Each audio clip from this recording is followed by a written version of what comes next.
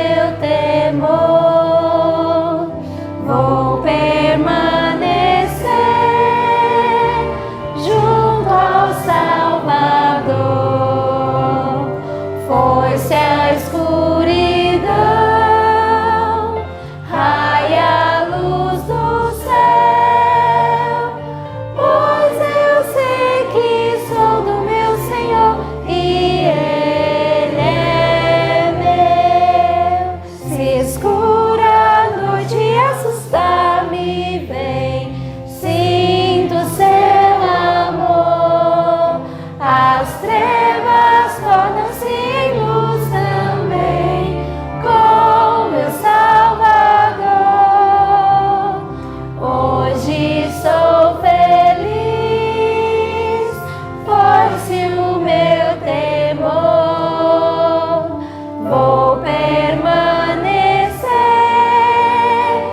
junto ao Salvador. Foi-se a escuridão, raia a luz do céu, pois eu sei que sou do meu Senhor e Ele é meu.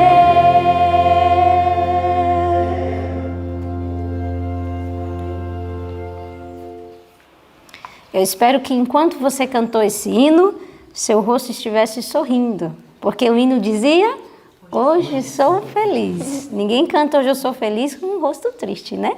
É para estar feliz de verdade. E que alegria é poder começar o ano com o pé direito, decorando a palavra de Deus. Você quer? Você quer decorar conosco?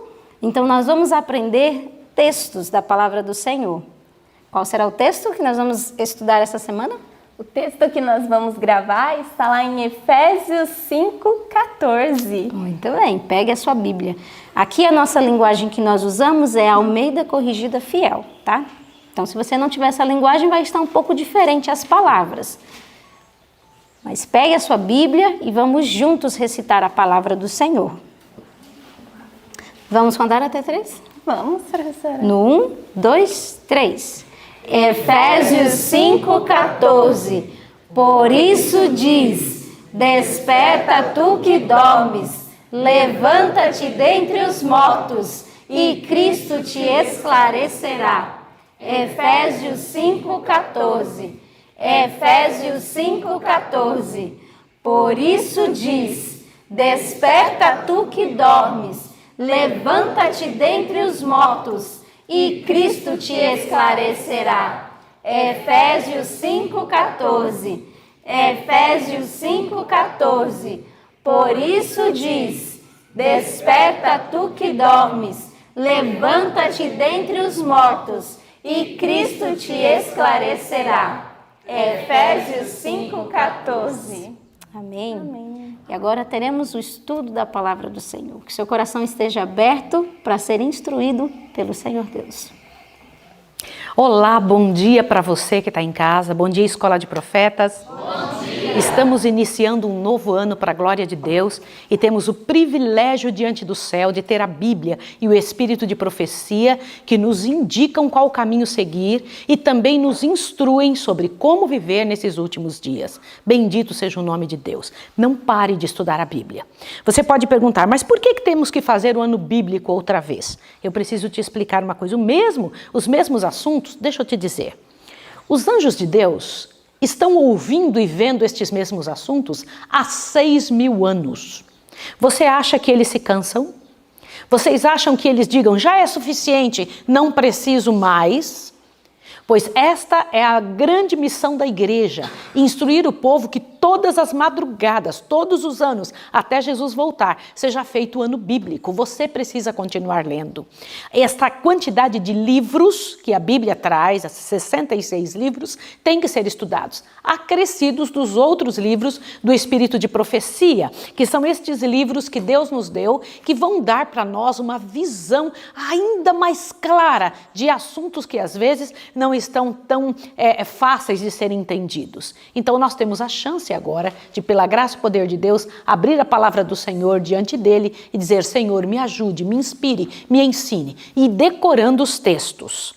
Estes textos que nós decoramos aqui estão no livro Primeiros Escritos, que são 50 textos que a senhora White levantou. Lembra quando ele levantou aquela Bíblia e falou os textos de cor? São estes textos que nós usamos numa ordem que nós decidimos aqui enquanto estávamos estudando e orando de que maneira que este material deveria ser trazido à nossa mão. Na página 24 em diante do livro Primeiros Escritos, você encontra estes textos, a explicação de todos eles, né? Vamos então estudar? Ontem nós vimos o capítulo 1 e 2 do livro de Salmos, hoje estamos no capítulo 4, 5 e 6. O capítulo 3 de Salmos será estudado para frente um pouco mais quando falarmos de Davi, porque é um cântico, um pedido, uma oração quando Davi estava fugindo de Absalão. Mas o capítulo 4 tem algo grandioso, abre lá. Corre para que você leia. Eu preciso que você estude a respeito disso. Deus precisa que seu coração esteja envolvido nisso. Quais são os planos de Deus para você? Dá uma olhada no que o salmista entendia. O capítulo 4, o Salmo 4, diz: responde-me quando clamo, ó Deus da minha salvação. Na angústia, dá-me alívio, tem misericórdia de mim, ouve a minha oração. E o ponto-chave deste texto é o verso 8, onde o Senhor Deus trabalhou e trouxe para nós esse texto que tantos de nós sabemos de cor. Em paz me deito e logo pego no sono, porque só tu, Senhor, me faz repousar em segurança. É um texto, um salmo que explica o amor de Deus de uma forma muito preciosa, a maneira como Ele cuida dos seus filhos, como Ele se envolve conosco, como Ele nos envolve e coloca um cerco ao redor de nós. Dá uma olhada no que diz no capítulo 5, é aqui que o Senhor Deus fala que Ele coloca uma redoma ao redor dos filhos que Ele considera justos. Dá uma olhadinha no verso 12 do capítulo 5. Pois certamente tu, Senhor, abençoas o justo. Tu circundas com o teu favor como de um escudo. Olha que coisa linda. Irmãos, não adianta, o bem vai vencer. E o bem vence tanto quanto você se aproxima dele. Essa é uma realidade que o nosso Deus traz para nós. E no verso 2 do capítulo 5, diz o horário que devemos buscar ao Senhor. Há uma indicação de Deus e por uma série de razões biológicas, por uma série de razões fisiológicas, nosso corpo funciona melhor, a mente absorve mais quando nós estudamos na madrugada. Olha o que o Senhor Deus diz. Pela manhã, o Senhor ouve a minha voz. Pela manhã, apresento a ti a minha oração e vigio. Olha que coisa linda. Dá ouvidos às minhas palavras, ó Senhor. Atende os meus gemidos. Atende a voz do meu clamor. Rei meu e Deus meu, pois a ti que oro. Tu não és um Deus que tenha prazer na iniquidade, nem contigo habitará o mal. É uma mensagem tão clara, dizendo que um Deus de amor que vai nos ouvir em qualquer hora. No entanto, é muito cedo, é muito rápido a ação de Deus no cuidado para conosco. E Deus é um Deus tão grande de amor que quando nós nos aproximamos, Ele que extermina o pecado, que diminui o mal, que manda para longe qualquer tipo de angústia, é capaz de abraçar, cuidar, tirar-nos daquilo se quisermos. A ação de Deus só é possível quando os filhos do Senhor se aproximam dele.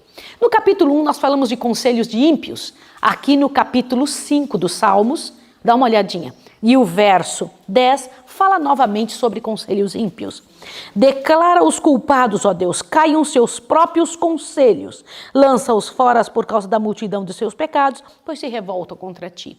Temos que tomar muito cuidado com o que ouvimos. Essa madrugada, ao orarmos a Deus, nós pedimos ao Senhor que nos ajudasse a não fazer nada nesse ano que não fosse sob oração e com a clareza total de que é Deus é que está mandando, que Deus é que está aprovando, Ele que está direcionando, é Ele que está dizendo. Irmãos, deixa eu dizer uma coisa. Conforme o tempo vai passando, conforme vai chegando mais ao final do tempo, nós que passamos de um ano difícil para um ano mais difícil ainda, temos que colocar uma situação em nossa mente. As dificuldades que haveremos de passar, elas não se tornarão menores, elas se tornarão maiores. Portanto, o nosso compromisso e aproximação com Deus deve ser dobrado. Quanto mais se acorda, se aperta, mais firme e enrijecido deve ser o cristão diante do problema. Portanto, o pedido de Deus para você e para mim é: se aproxime de mim. É Deus dizendo isso. Se aproxime, venha, esteja comigo, porque o Senhor Deus é capaz de dirigir você no meio de uma tempestade tão grande. O capítulo 6, o Salmo 6, diz que ali é um pedido do salmista, né, que é uma continuação, não sei se vocês sabem, não havia divisão assim, de capítulos na Bíblia. Quem fez essa divisão fomos nós. O capítulo 5 e o capítulo 6 são continuação de um do outro. Dê uma olhadinha que coisa interessante. É um salmo de Davi, onde diz o seguinte: o Senhor, não me repreendas na tua ira. Tenha misericórdia de mim, Senhor, pois eu sou fraco. Davi reconhece quem ele é, comenta como ele vive e pedindo a Deus que tem toda a fortaleza para que o cubra e o ensine, trabalhe com ele e o encaminhe pelo lugar certo. E diz: Senhor, eu quero te louvar, porque na morte ninguém te louva, Senhor. Na morte nem a lembrança de ti, mas eu quero fazer enquanto eu estiver vivo. E ele diz no verso 9, o Senhor ouviu a minha súplica por misericórdia. O Senhor aceita a minha oração. Que bênção tão grande saber que Deus age dessa forma.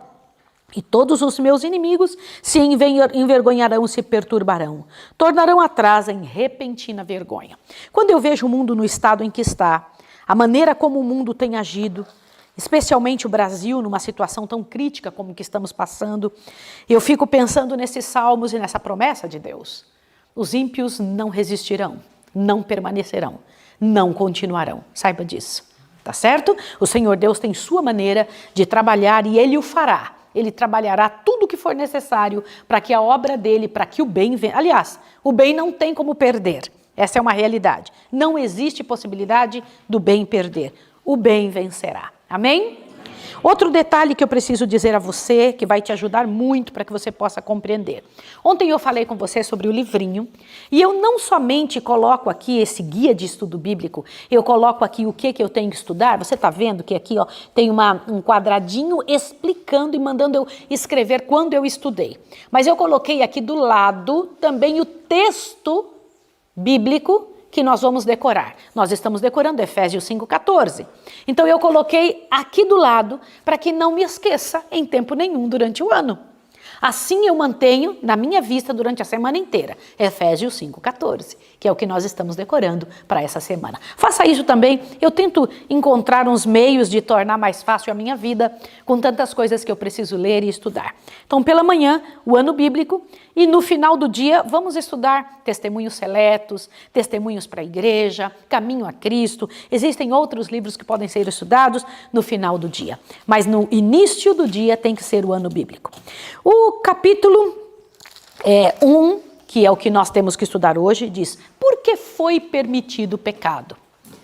Qual é a razão pelo que estamos passando tantos problemas? Por que tantos abortos? Por que tanta homossexualismo? Por que tanto roubo? Por que tanta miséria no planeta Terra? O que acontece? Que houve um desvirtuamento da ação humana. O que era certo passou a ser errado, o que é errado passou a ser certo. Esta inversão de valores que tem dado tantos frutos ruins. E é isso que você precisa ver. Não veio de Deus. Primeira certeza que nós temos ao estudarmos: Deus é amor. E tudo que vem dele é puro amor, completo amor. O Senhor Deus não criou uma gota de mal. O mal é o resultado de transgressão das leis de Deus. Grave o que eu estou lhe dizendo em nome de Jesus. Qualquer transgressão de Deus, da lei de Deus, pequena ou grande, resultará numa perda eterna. Numa perda para este mundo, numa perda para você, numa perda para sua família e em dimensões, em ações, em gerações. Do que eu estou falando? Quando você comete um erro, não é só você que se prejudica, você prejudica a sua família, as gerações ao redor, você traz dores e angústias para todas as pessoas que vivem ao seu redor ou que vão viver após você. Então, o pecado, ele tem essa consequência tão drástica, essa dor tão drástica. Não foi Deus. Então, de onde veio? Por que aconteceu o pecado? O pecado aconteceu quando alguém se atreveu a não seguir o que Deus pedia, a não aceitar as reivindicações da lei de Deus, a tentar sair fora do caminho que a lei pede. Qual é a lei? A lei de amor de Deus. Isso é muito sério. Veja o que diz aqui no parágrafo 2. Foi outra coisa que eu fiz no meu estudo. Eu preciso te mostrar isso aqui agora. Dá uma olhadinha.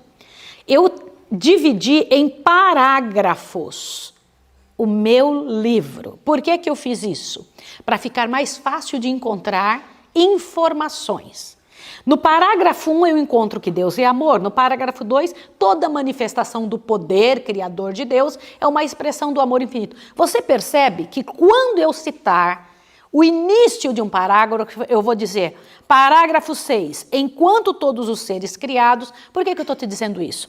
Para mim é muito mais fácil eu conseguir passar para você e você conseguir seguir em casa, você conseguir pegar o seu livro e vendo do que eu estou falando, a prova do que eu estou dizendo, se você souber aonde está dentro do livro. Compreendeu? para você ficar mais fácil e para mim também.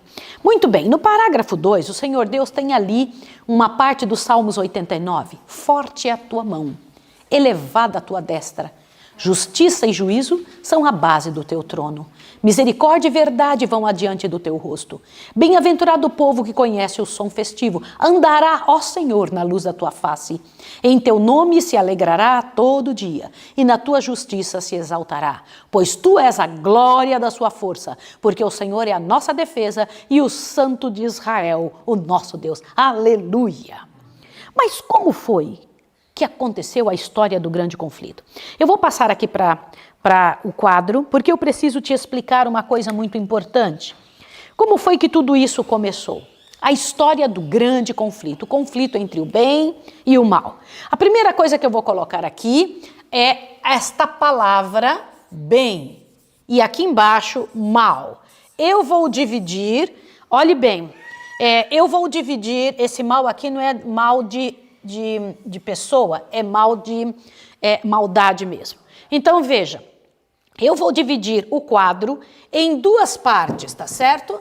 A parte de cima para ser o bem e a parte de baixo o mal. Há um conflito entre essas duas situações. Quem comanda um lado, quem comanda o outro. E isso deve nos fazer pensar em que lado estamos. Porque o que divide o planeta são atitudes. Você quer repetir comigo? O que divide o planeta são atitudes. Atitudes que nos fazem aumentar o lado do bem e atitudes que nos fazem aumentar o lado do mal. Houve uma época que não havia mal. Esta época foi antes da criação do ser humano. Havia somente nessa época Deus Pai, Deus Filho e Deus Espírito Santo. Eles viviam em perfeita harmonia e em completa solidão. Abre bem o ouvido do que eu vou lhe dizer, sem sentirem falta de nada. Quando nós pensamos em solidão, a gente imagina assim, nossa, que triste, vivendo sozinhos. Pois eu vou contar uma coisa para você, não era triste. Abre bem seu ouvido. Deus habitava só. Não existia céu onde agora se manifesta particularmente a glória do seu poder. Não havia céu. Havia época que não havia céu, sim ou não? Céu foi criado. Avante, ó. Não existia a terra que lhe ocupasse a atenção. Não existiam os anjos que lhe entoassem louvores. Nem mesmo o universo para ser sustentado pela glória do seu poder. Não havia nada nem ninguém, senão Deus. E isto não durante um ano, uma época ou um tempo, mas durante toda a eternidade. Já parou para pensar que Deus viveu só durante a eternidade toda? Sem nada sentindo falta, sem tendo necessidade de nada, sem precisar de nada. Isso durante a eternidade toda, muito mais tempo que você e eu somos capazes de pensar. Desde sempre. Desde sempre. Olha bem.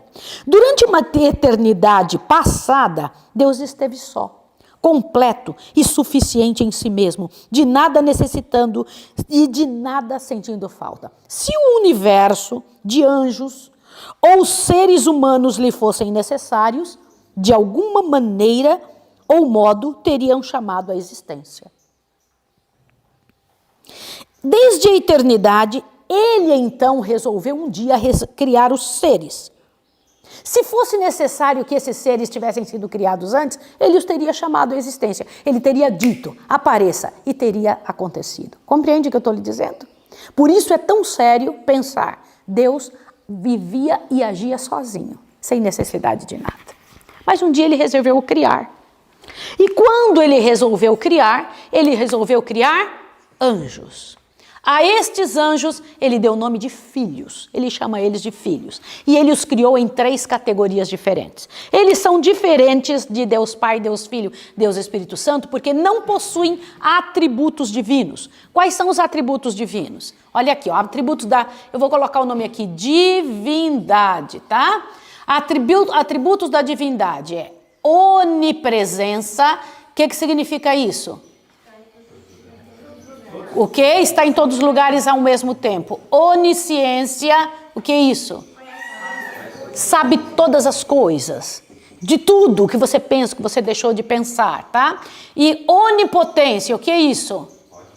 Pode tudo, onipotência, imortalidade, o único que é imortal. Anjos não são imortais, tá? Imortalidade, o que mais? Imutabilidade, o que é isso?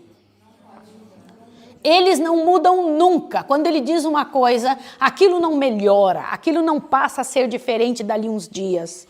O ser humano, sim, ele cria um negócio hoje que é top de linha, mas dali um ano já não é mais top de linha, porque ele já criou outra coisa melhor. Com Deus não existe isso. Com Deus, o que ele faz é sempre grande. E Deus havia e vivia durante a eternidade toda, sempre viveu sem necessidade de nada. Um dia, ele resolve criar filhos, e a estes filhos ele dá nome de anjos. Os anjos, porém, eles existem em 3 categorias. A primeira categoria são serafins. Serafins são anjos de 6 asas. Abre a sua Bíblia em Isaías 6, rapidinho, por favor. Isaías capítulo 6, eu preciso que você faça isso bem rápido. Você que está em casa, se você abrir a sua Bíblia em Isaías 6, você vai ver algo interessante de Deus explicando sobre isso. Abre lá, Isaías 6, bem rápido.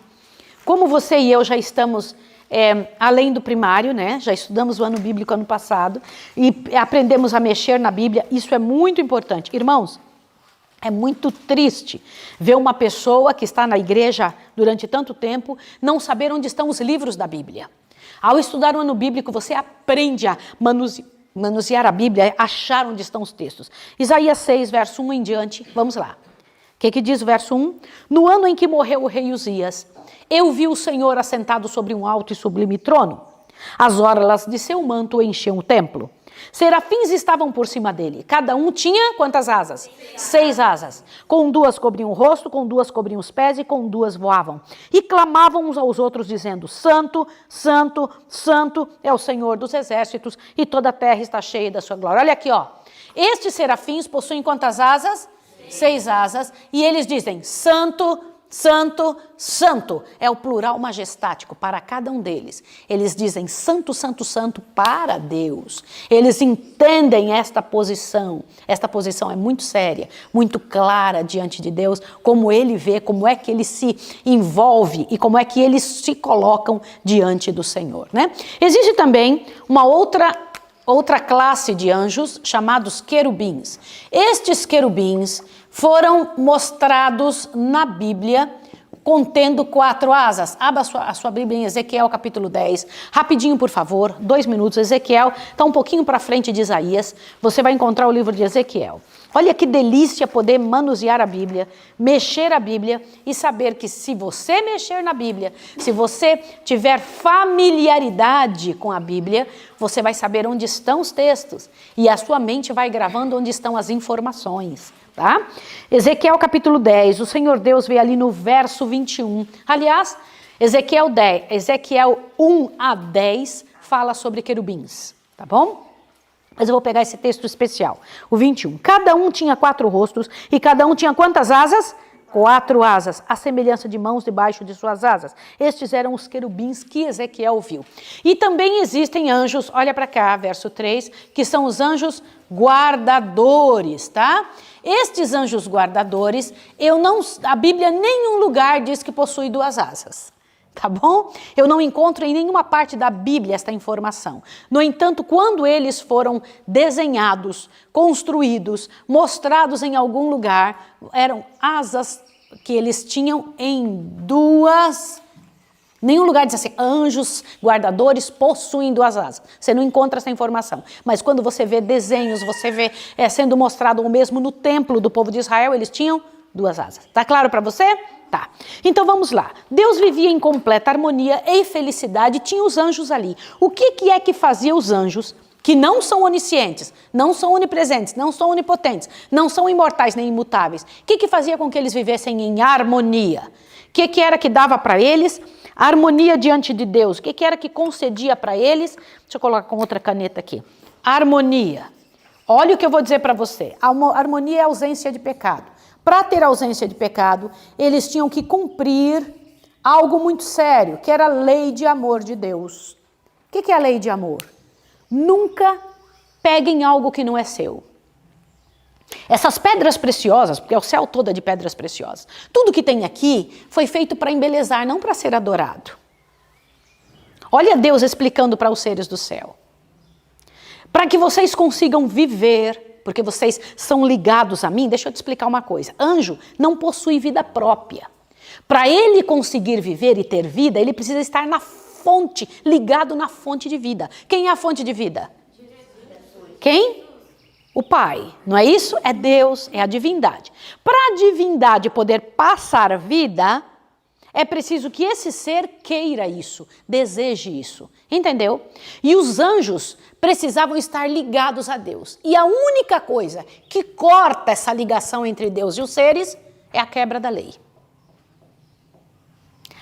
O que é que faz separação entre o homem e Deus? Os pecados. O que é pecado? Transgressão da lei. Então Deus falou para eles, para vocês viverem, vocês que não têm vida própria, vocês precisam estar ligados a mim. Vocês não podem se desligar de mim. E só tem um jeito de vocês se desligarem. O único jeito é vocês cometerem pecado. E o que é pecado? Transgressão da lei. E Deus tinha dado a lei, vocês não podem transgredir. E o que é que está escrito na lei? Não matar, não roubar, não adulterar, não mentir. Não é isso mesmo, sim ou não? Então não podia fazer isso. Mas houve um no céu que se arriscou a fazer isso. Nunca tinha havido nenhum grama de pecado. Nenhuma pessoa tinha desafiado a Deus. Mas havia um anjo especial chamado Lúcifer, que ele resolveu desafiar o céu, dizendo, será que existe mesmo esse negócio de morte? Nunca nada morreu? Será que precisa mesmo? Será que é necessário mesmo ficar guardando lei? Outra coisa que você precisa entender, você sabe que Deus não fez só o planeta Terra? Sabe disso? Deus não fez só os anjos. Aliás, quem foi que criou? Não foi o Deus Pai. Deus Pai tem o poder criador, mas não foi ele. Abra sua Bíblia lá, aqui em Gênesis capítulo 1, rapidinho. Dá uma olhadinha para que você veja uma coisa interessante. Cada um dos seres da divindade possui uma responsabilidade, uma ação, um trabalho, uma determinada função. Qual é a função de Deus Pai? Qual é a função de Deus Espírito Santo? Qual é a função de Deus Filho?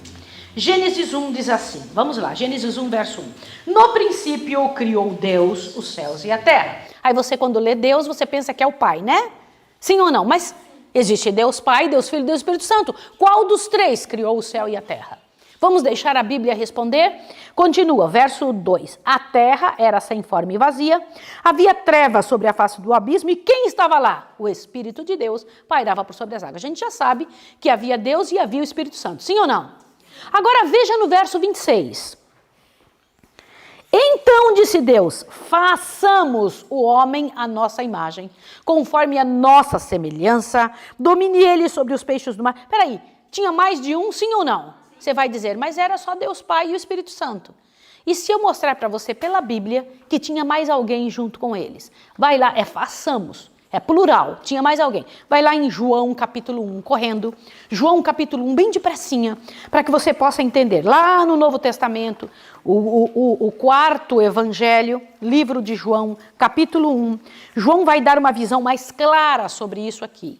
A Bíblia ela se responde a si mesma. A Bíblia traz respostas. Quando há alguma dúvida, é na Bíblia que tem que ser encontrada a resposta. João capítulo 1, nós estamos estudando o princípio, não é? Sim ou não? Então vamos ver algo que na Bíblia fale sobre o princípio?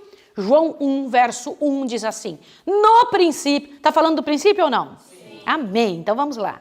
No princípio era o verbo, e o verbo estava com Deus, e o verbo era Deus. Espera aí. Então tinha alguém, além do Espírito Santo, chamado verbo, sim ou não? Que estava lá com Deus. Quem é o verbo? Verso 2. Ele estava no princípio com Deus, e era Deus, olha lá. Verso 3, todas as coisas foram feitas por meio dele, e sem ele nada do que foi feito sem fez. Espera aí. Esse tal do verbo foi que criou tudo. Sim ou não? Está escrito no verso 3. Quem é o verbo? Só a Bíblia pode responder. Verso 14, quem é o verbo? Leia lá. E o verbo se fez carne e habitou entre nós. E vimos a sua glória como a glória do Pai, como unigênito do Pai. Espera aí, quem que é o verbo? Responda com a sua boca. Jesus. A Bíblia respondeu. Você quer ver outro texto na Bíblia onde diz que Jesus foi quem criou tudo? Ó, o Pai estava lá, o Espírito Santo estava lá, mas quem foi que pôs a mão para criar? Lembra? Cada um deles tem funções definidas. Quem foi que criou tudo? Colossenses, abre a sua Bíblia em Colossenses. Rapidinho. A Bíblia traz esta informação em algum outro lugar? Colossenses, vamos juntos. Então não é só no livro da Senhora White que diz que Jesus é o Criador. A Bíblia já diz isso. Aliás, a Senhora White só diz isso porque a Bíblia já tinha dito antes. É uma coisa interessante para você que está me ouvindo. Nós acreditamos que a Senhora White seja uma profetisa que Deus deu para esta época, para este tempo. Só que ela não fala absolutamente nada que seja contrário à Bíblia, e eu louvo a Deus por isso. Então, mais uma vez, aquilo que estudamos no livro Patriarcas e Profetas, que é o que estamos estudando no capítulo 1, a Bíblia já tinha dito antes, tá certo?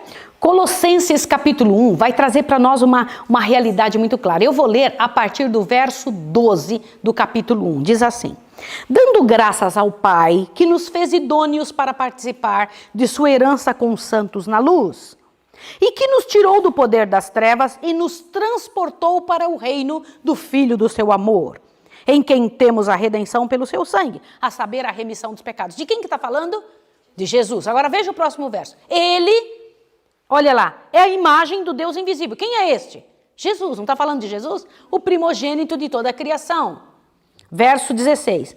Pois nele foram criadas todas as coisas que há no céu, na terra, visíveis e invisíveis, sejam tronos, sejam dominações, sejam principados, sejam potestades. Tudo foi criado por ele e para ele. Ele é antes de todas as coisas e todas as coisas subsistem por ele. Olha para cá. O que foi que a Bíblia acabou de ensinar sobre Jesus? Que ele é o Criador, sem dúvida alguma. Quem criou os anjos? Quem criou o céu? Quem criou as nuvens? Quem criou as árvores? Quem criou você? Ele criou tudo. Aqui diz que não tem nada, visível e invisível, que não tenha sido criado por Jesus. Foi Jesus. Agora, veja que interessante. Grave isso para sempre. A função de Jesus é criar. A função de Deus Pai é manter o que Jesus cria. A função do Espírito Santo é pegar aquilo que foi criado por Jesus, mantido por Deus. A função do Espírito Santo é fazer isso se tornar inteligente. Entendeu isso?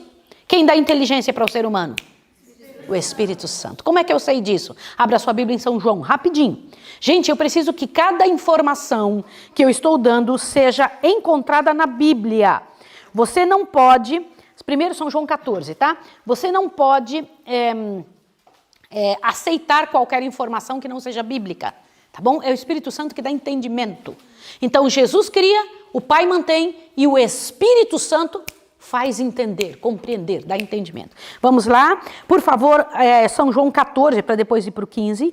Dá uma olhadinha o que o Senhor Deus diz no verso 26. Mas o Consolador, o Espírito Santo, que o Pai enviará em meu nome, vos ensinará algumas coisas. Está escrito aí, é isso? Todas as coisas, e vos fará lembrar de tudo que vos tenho dito. Avante, vai lá no Apocalipse, perdão, no São João capítulo 16 agora. 16, por favor.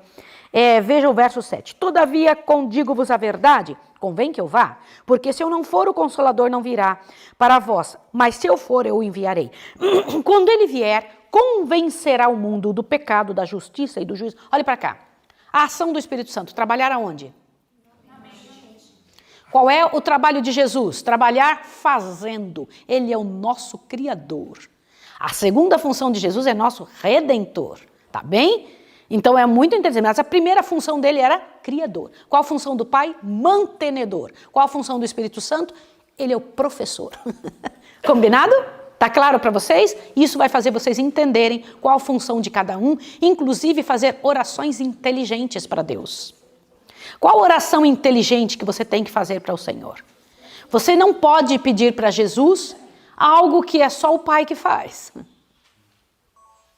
Não é interessante isso? É importante que você pense dessa forma. Você precisa ter inteligência ao observar quais são as funções dele. Peraí, mas Deus Pai pode criar? Pode, mas não foi isso que ele fez. Ele diz que tudo ele entregou na mão de Jesus. O Pai pode ser o Salvador? Podia ou não? Podia, mas ele entregou isso na mão de Jesus. O Espírito Santo podia criar? Sim, Jó fala, o Espírito Santo me deu vida. O Espírito Santo estava lá quando eu fui criado. No livro de Jó diz isso. Mas não foi essa a ação que o Espírito Santo fez. O Espírito Santo, a ação dele é na mente. Quando você precisa de ação mental, é o Espírito Santo que trabalha. Aliás, durante este ano eu quero muito que Deus me ajude, que me dê força e coragem para eu fazer vários vídeos, e nós queremos muitos sermões a respeito disso, de como a mente pode funcionar muito bem, só pela ação do Espírito Santo. Muito bem, quando Lúcifer se atreveu a sair fora do que Deus tinha pedido, Lúcifer trouxe a primeira mancha no universo.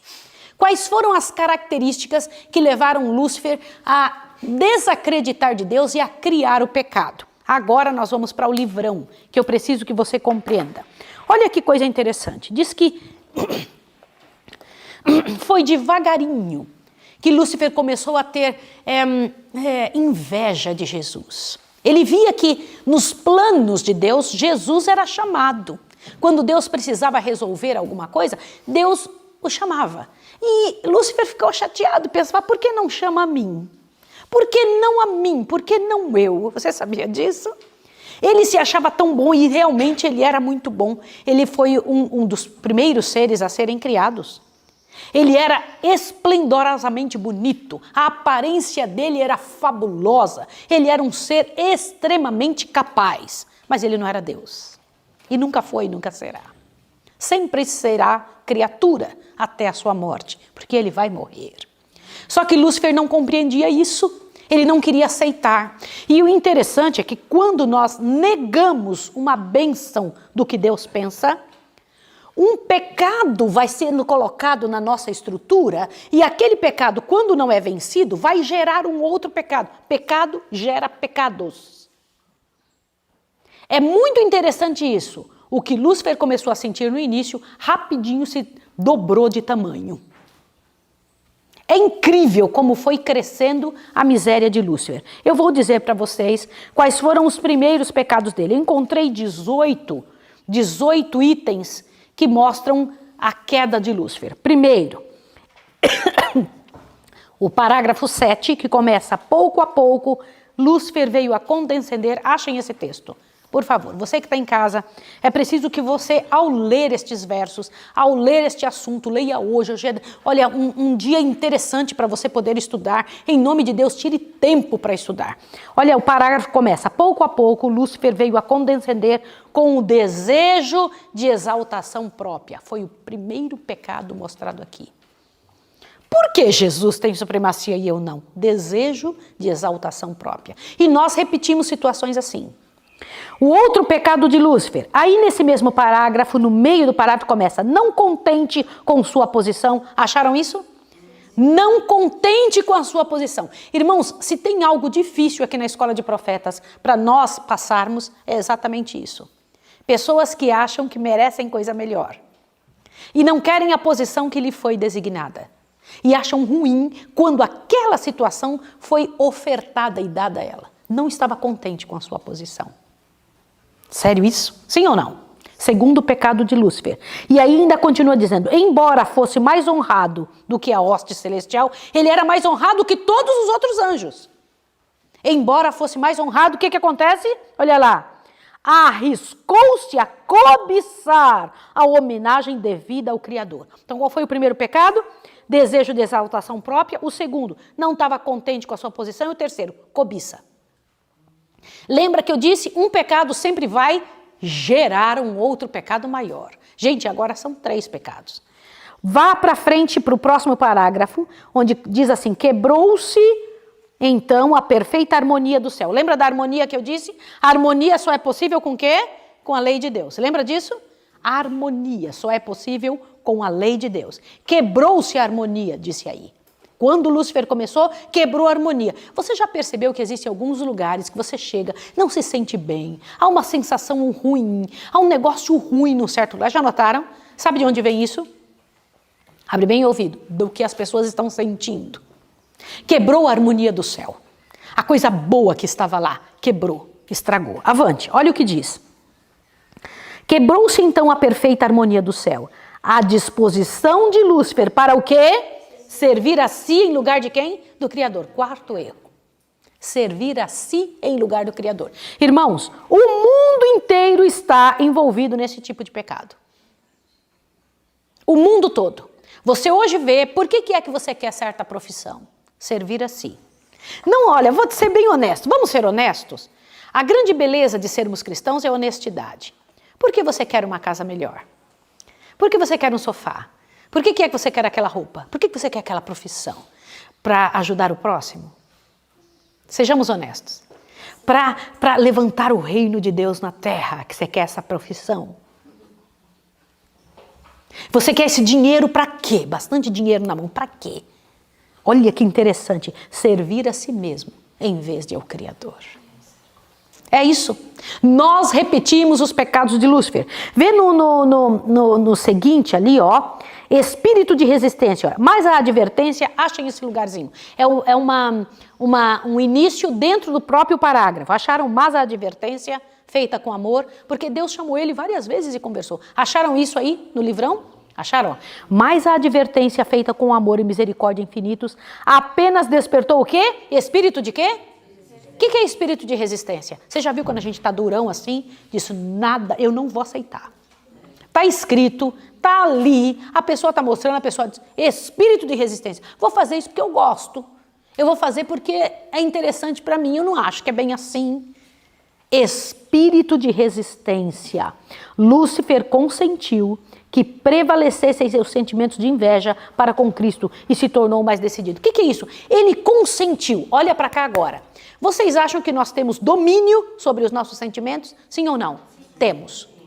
Irmãos, nós temos domínio. Ele consentiu com o sentimento de inveja. Por isso que eu luto tanto com vocês. Vocês sabiam? Aquilo que nós fizemos ontem com vocês, uma avaliação, eu mostrei fortalezas e fraquezas.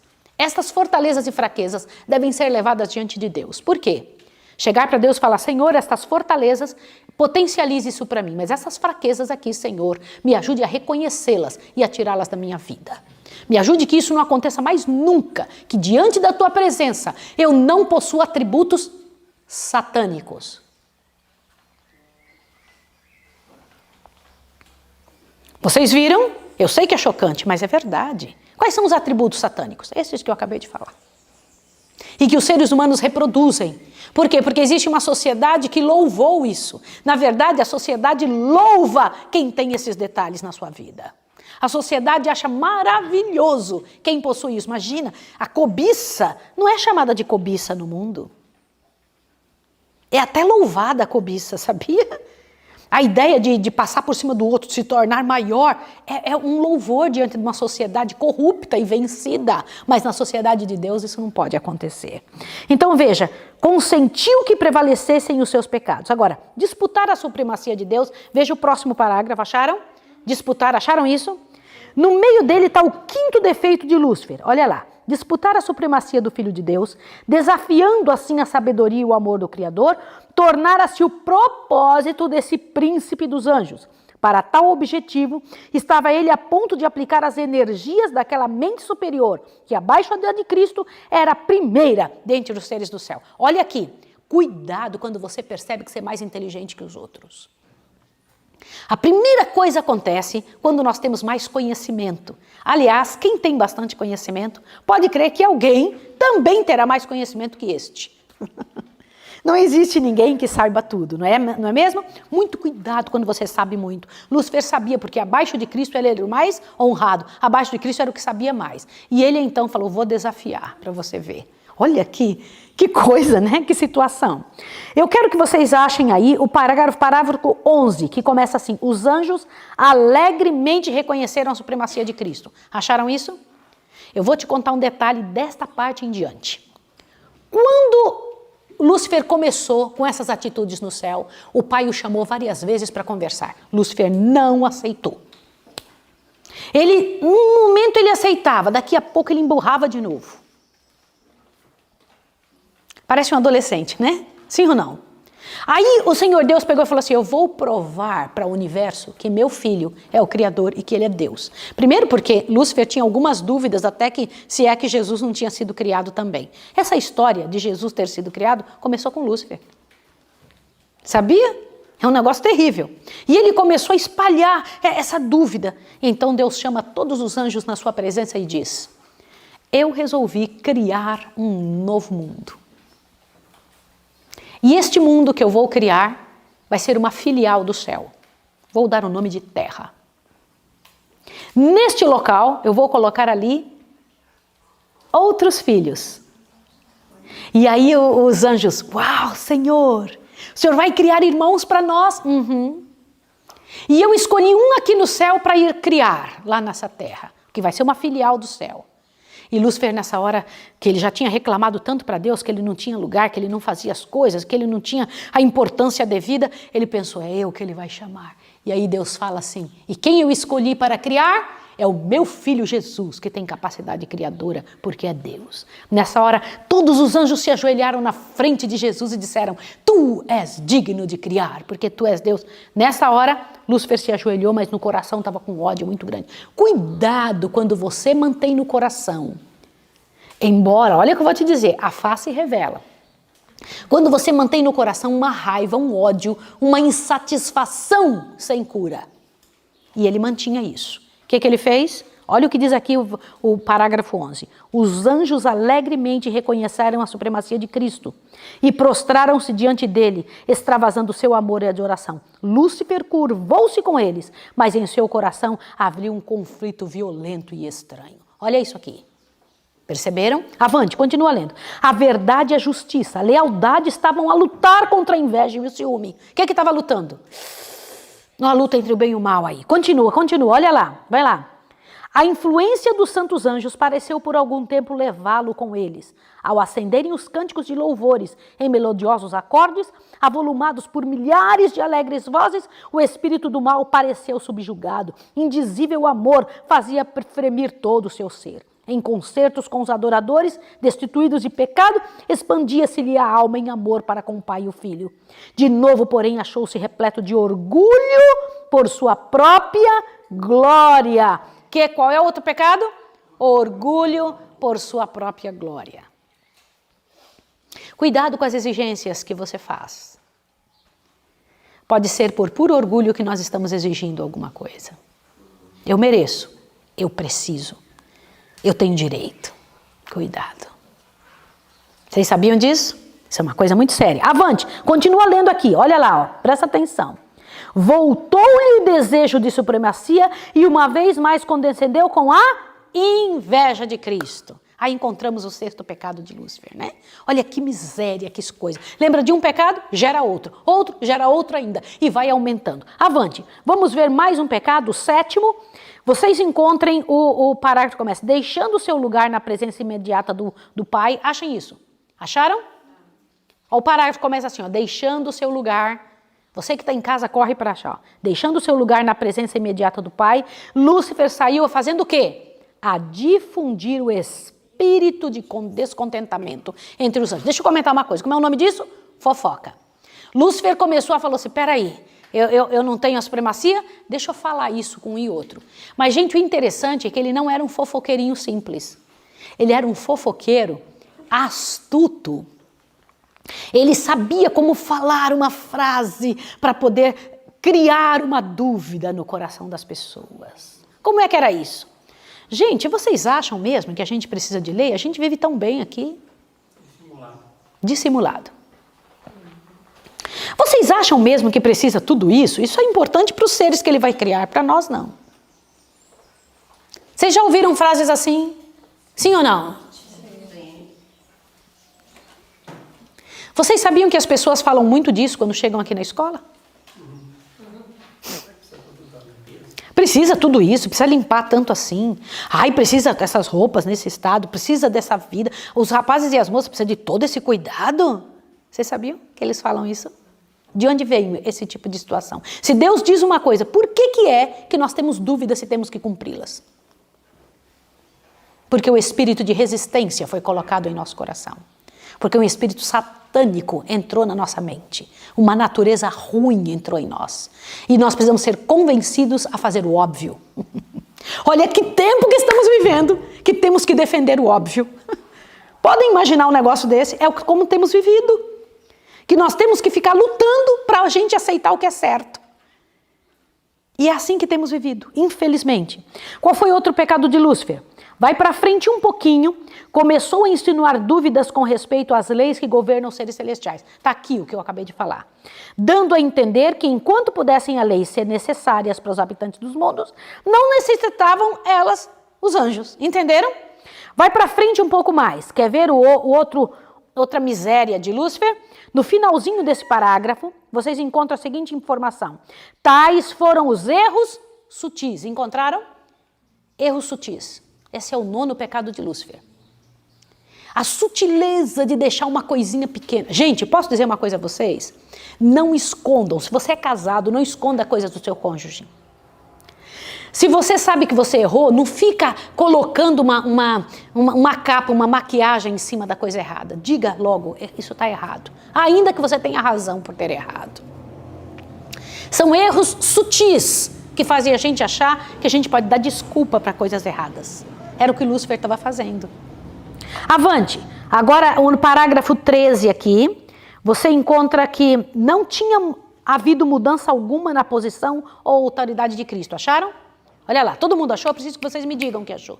A inveja, a falsa representação de Lúcifer. Olha que interessante. Vocês sabiam que a nossa mente pode nos trair e achar que está errado alguma coisa quando aquela coisa está certa? A nossa mente nos trai, depende do nosso sentimento, do nosso desejo. Passa para o próximo parágrafo. Tirando vantagem da amável e leal confiança nele depositada. Ó, que coisa feia. Qual é um dos pecados mais feios da terra? Quando alguém confia em você, você trair a confiança dessa pessoa. Lúcifer se tornou o primeiro a fazer isso no universo. Foi dado a ele e ele traiu a confiança. Que coisa feia, né? Gente, lembra que eu falei para vocês? Dê valor quando alguém te ama. Dê valor quando alguém quer te agradar. Dê valor quando alguém quer fazer você sorrir. Dê valor quando alguém confia em você. É terrível perder a confiança. É terrível achar assim, se sentir importante. Sabe o que Lúcifer sentiu? E desprezar quem estava fazendo bem para ele. Vou mostrar aqui outro pecado de Lúcifer. Vai no parágrafo, o parágrafo começa, tirando vantagem da amável e leal, acharam isso? No meio do parágrafo tem, ó. Lúcifer havia apresentado os propósitos de Deus sob uma luz falsa, interpretando-os mal e torcendo-os. Ou torcer as coisas, que miséria. Quer ver um outro pecado? O 11º pecado. No finalzinho, olha aqui, ó, deste parágrafo está escrito assim: insistia que modificações na ordem e na lei dos céus eram necessárias. Irmãos, isso daqui é um dos negócios mais terríveis. Quando o negócio foi Deus que fez, não precisa a gente querer dar um jeitinho. Lúcifer insistia que fossem mudadas as leis dos céus.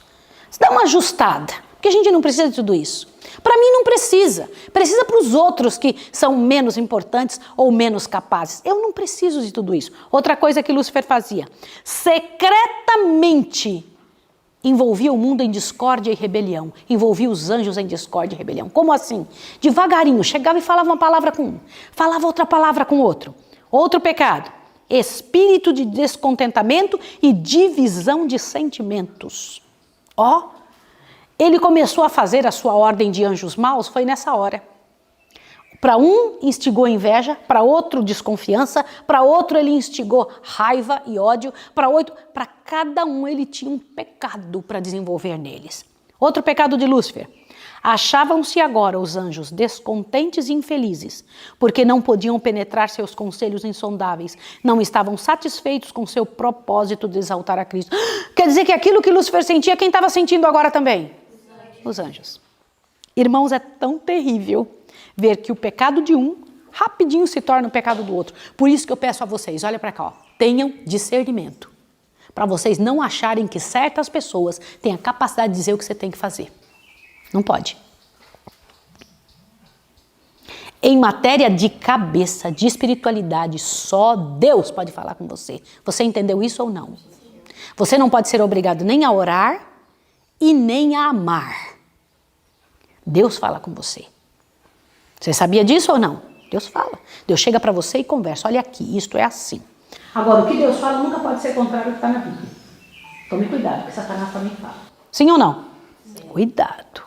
Tem que estar na Bíblia, tem que ser bíblico. Agora vamos ver mais um pecado de Lúcifer? Olha lá, outro pecado de Lúcifer, muito sério, que me faz pensar muito. Lúcifer sabia que estava errado. Olha o que diz aqui, ó.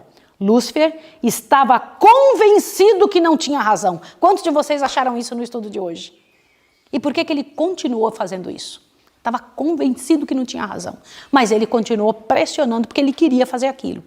Sabia que estava errado, mas queria pressionar. Gente, que pecado terrível. Pressionar os anjos a aceitarem como ele queria. Agora, ele teria sido reintegrado em suas funções se ele tivesse voltado atrás? Sim ou não? Teria. Olha que profundo amor de Deus. Mas ele não quis isso. Inclusive, ele pediu uma audiência com o pai, foi lá e conversou com Deus. Deus disse, para você voltar, você tem que estar restaurado, precisa estar restaurado. Você nunca mais volta na sua função. Entendeu? Mas ele voltou e disse para os anjos que não tinha mais jeito para ninguém. Nem para ele e nem para os anjos. Para os anjos dele ainda tinha condição de voltarem, sim ou não? Tinha. Mas ele mentiu para os anjos. E qual foi o problema dos anjos? Se eles foram enganados, qual foi o problema dos anjos? Acreditar no líder errado. Acreditar no líder errado. Eles preferiram acreditar em Lúcifer do que no pai. Outro detalhe interessante.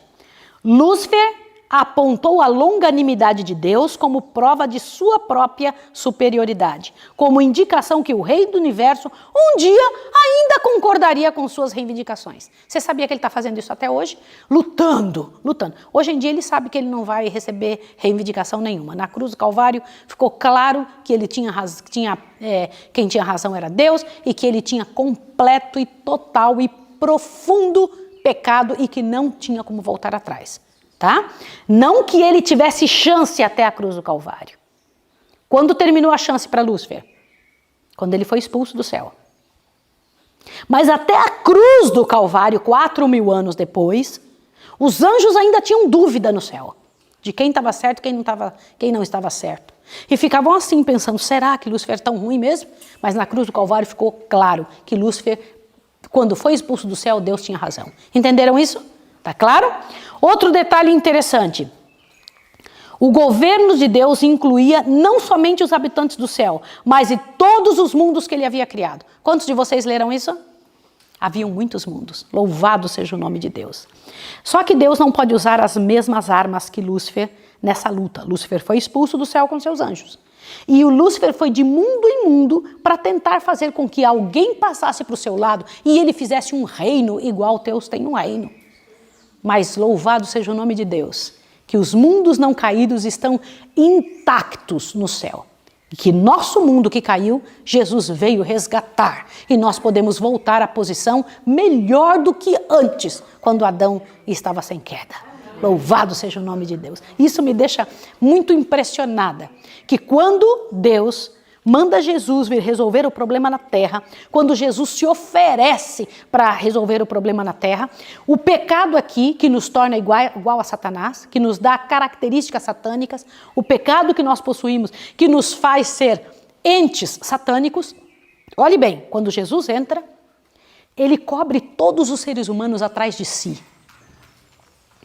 E então o Pai só vê ele, o próprio Jesus, sem pecado. Pode imaginar um negócio desse? E cada um de nós é visto diante de Deus como, pela graça e poder do Senhor, como se nunca tivesse pecado. Só Deus para ofertar isso. E Lúcifer, então, quando vem para essa terra, que foi o único mundo que aceitou o pecado que Lúcifer o iniciou no céu, começa então uma era de rebelião. Olha para cá, ó. Observa aqui. Este grupo do mal é dirigido por Lúcifer e seus anjos. Este grupo do bem é dirigido por Deus, o Espírito Santo e Jesus. E como é que a gente sabe quem é quem? Pelas atitudes, pela ação do que faz, pela autoridade que tem em sua vida. Porque eu dou autoridade para Deus ou para Lúcifer na minha vida. Você dá autoridade pelas coisas que escolhe. Todo mundo foi comprado por Jesus pelo seu sangue. O mundo inteiro. No entanto, quando nós agimos contra Deus, olha que coisa interessante. Quando nós fazemos algo que Deus não pede, nós estamos aceitando a autoridade de um deles em nossa vida, de um dos dois. E esta é a parte importante da nossa lição. Por que foi permitido o pecado? Porque alguém lutou para aceitar o pecado e Deus não pode obrigar ninguém a não fazer o pecado. Por que foi permitido o pecado? Porque Deus não pode obrigar alguém a não pecar. E eu vou repetir o que eu estou dizendo. Se Deus pudesse obrigar Lúcifer ou os anjos a não pecar, ou você e eu a não pecar, nós não seríamos seres humanos, seríamos robôs. E Deus não pode fazer isso. Deus só aceita a adoração voluntária. Você um dia entrará no céu porque terá decidido que não quer o pecado na sua vida. Você ouviu isso ou não? E lá você vai viver pela eternidade porque vai querer viver como seres do céu. Não porque Deus vai precisar amassar a sua cabeça e dizer eu vou te levar para lá porque eu te salvei e acabou. Isso não existe. Embora você tenha recebido a salvação, só irá para lá porque terá decidido o que um dia Lúcifer decidiu o contrário. Como assim? Lúcifer decidiu, não quero. Você vai decidir, eu quero pela graça e poder de Deus. Entendeu a diferença? E por que o pecado foi permitido? Porque Deus não tem como não permitir que um ser faça o contrário daquilo que ele pediu. E onde está esse poder para nós decidirmos o certo? Diante de Deus cair de joelhos e pedir, Senhor, na tua misericórdia me ajude, trabalhe comigo, fortaleça a minha história, organiza a minha vida. Senhor, eu preciso do teu poder. E não é só pedindo, não é um milagre que acontece. Você precisa ir estudar, você precisa ter comunhão, você precisa orar, você precisa correr do mal. Lembra Salmo capítulo 1? Bem-aventurado o homem que não anda segundo o conselho dos ímpios, não se detém no caminho dos ímpios, nem para naquele caminho, e nem se detém na roda dos escarnecedores. Antes o seu prazer está na lei do Senhor. E nela o quê?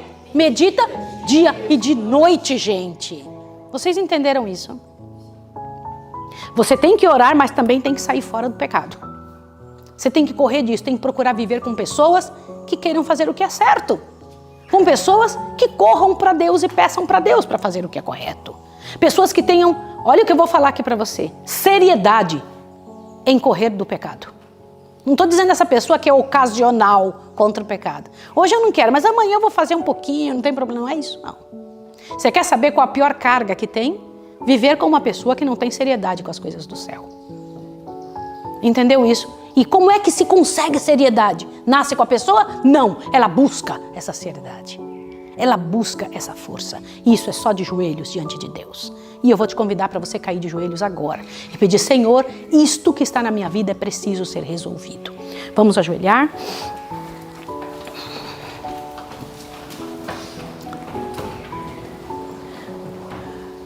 Santo Deus e amado Pai, eu quero confessar diante de Ti que em minha natureza, eu sei que o Senhor já sabe, mas em minha natureza tem atributos satânicos que eu lhe imploro em nome de Jesus que o Senhor retire. Eu quero ter comunhão contigo, Senhor, quero buscar a Tua vontade, quero lutar ferventemente até o sangue contra estas coisas más que eu tenho desenvolvido em mim mesma, que tenho copiado da sociedade, que tenho copiado da vida. Eu não quero ter isso, Senhor. E eu quero te pedir em nome de Jesus que me dê as qualidades dos seres celestes. Quero viver, Senhor Deus, desta forma. Para isso, Senhor, me proponho a buscar a Tua presença, a orar, a buscar a Ti, como diz em Salmo 1, buscar todo o tempo a Tua presença. Em Tuas mãos eu entrego cada um de nós que está aqui, cada aluno, cada missionário do campo, cada pessoa que virá para o Teu reino, essas pessoas que estão nos ouvindo, que elas sejam tocadas pelo Teu poder e que Satanás não tenha poder sobre elas. Em nome do Senhor Jesus. Amém, Senhor. Amém. Eu quero dar um tchau para você e te dizer que em nome de Jesus, amanhã nós nos vemos de novo para estudar o outro capítulo, o segundo capítulo do livro Patriarcas e Profetas, e a parte da Bíblia tão linda que vai explicando e dando clareza para nós do que é que Deus espera da gente. Deus abençoe você e um bom dia. Até amanhã.